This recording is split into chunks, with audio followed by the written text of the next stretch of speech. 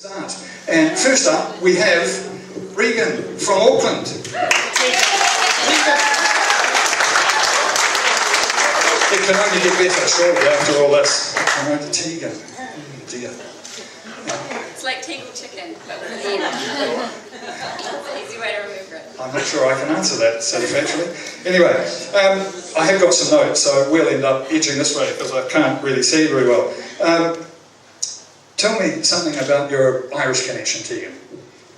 My Irish connection is mainly on my father's side. There is Irish on my mother's side, but nobody's actually done the family tree enough to have specific details. So on my father's side, it's my great-grandmother came from County Roscommon, and she came to New Zealand, and she was one of 8 children, and all 8 children came out to New Zealand. And she was the only one that had any children herself, so there's no more descendants other than from her. And when she came out, she was working in Onehunga in the hotels, and she met a farmer from Papakura, and he was also from Ireland, and he was from Northern Ireland, and she's from Southern Ireland, so it was a bit of a no-go relationship, but they did it anyway. And they ended up getting married because she was a little bit pregnant. So they had to get married, and it was the only way that his parents would let them get married. It was because they had to. And so they had 3 children, and they settled in Papakura, which is where I live now. And my great-grandmother, when she came over, she brought acorns with her from County Roscommon, and she planted those on the family farm. And so all the oak trees along Settlement Road and along Smith's Ave, which is named after my family, they're all just direct descendants from Ireland. And yeah, so it's quite interesting driving around and seeing Irish oak trees. From mighty oaks to acorns.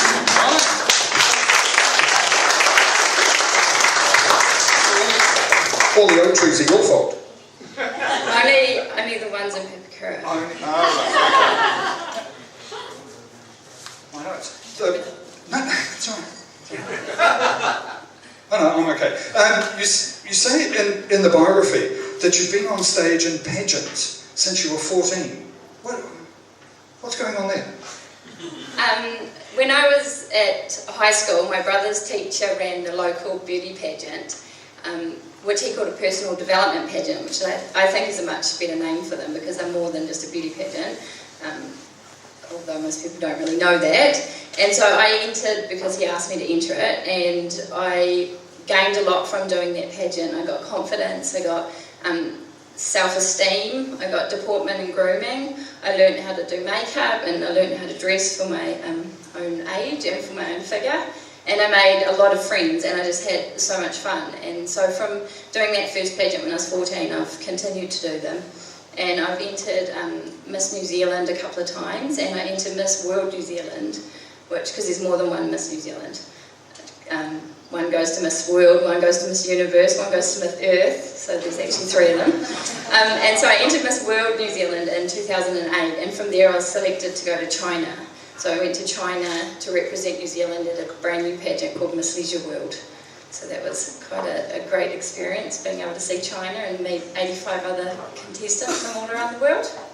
Okay, and for something completely different, you say that you're a mentor with Pillars. Tell us about that. Pillars is an organisation that works with children that have their parents in jail. So it's a volunteer organisation, and you are paired up with a child who has parents in jail, and you're just there as a figure that's from outside of their own family, with maybe a different background to them, so you can be a support for them and be there so that they can have somebody else to talk to and somebody else to be a role model for them and to give them opportunities that they maybe otherwise wouldn't have had. Quite a contrast to being in pageants, I would have thought. That's fascinating. Okay. Now, you're going to do a performance for us. Yes. You want to describe what that is? I'm doing a poi performance with a little bit of a difference. It's an LED light performance. My brother does fire poise, which I admired and am not game enough to try, and do not have clothes that I want to put as many holes in as he has. So I'm not doing fire ones, but I'm doing ones with lights in them. So we need to, I hope nobody's scared of the dark, because I'm just turning the lights off. So we're going to hit some lights. Thanks, Shirley.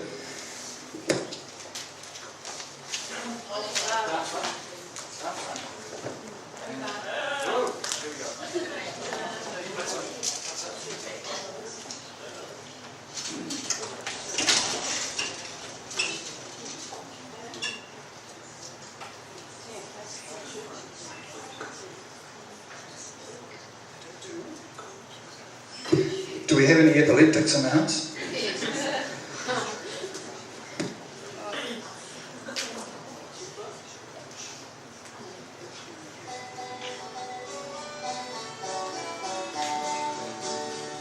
As I was going over the Auckland mountains, I met with Captain Barrel and his money he was counting.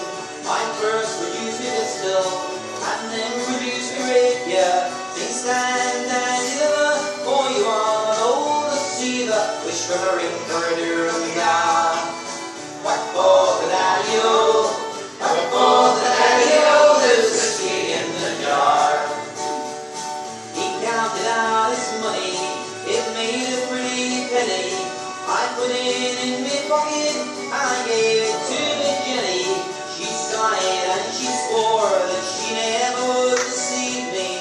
But the devil would take that one, for they never can be easy. Wish from a ring for the duranga. Whack for the daddy-o, whack for the daddy-o, there's whiskey in the jar. I went to see the chamber, that I was so slumber. I think the golden jewel, but sure it was an wonder. But she threw me pistol, she filled them up with water. Said the captain, I'll give you ready for the slaughter. Wish from a ring for the duranga. Whack for the daddy-o, whack for the daddy-o, there's whiskey in the jar.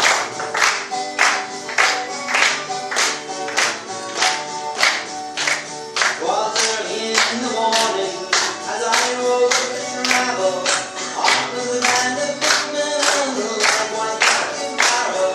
I first produced the pistol, and then produced the rapier, but I couldn't shoot the water, so a prisoner I was taken away from the duranga.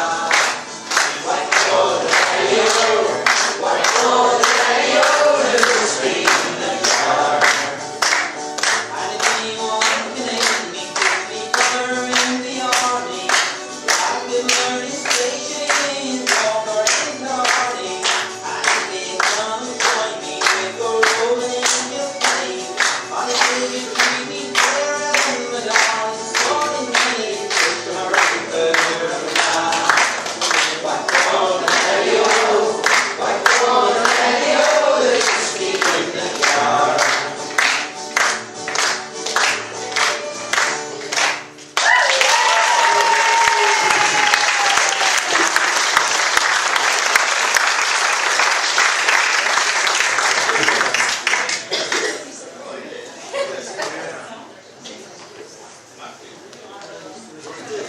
Very striking, very striking. Don't trip over the course. Ladies and gentlemen, from Auckland, Tegan Smith.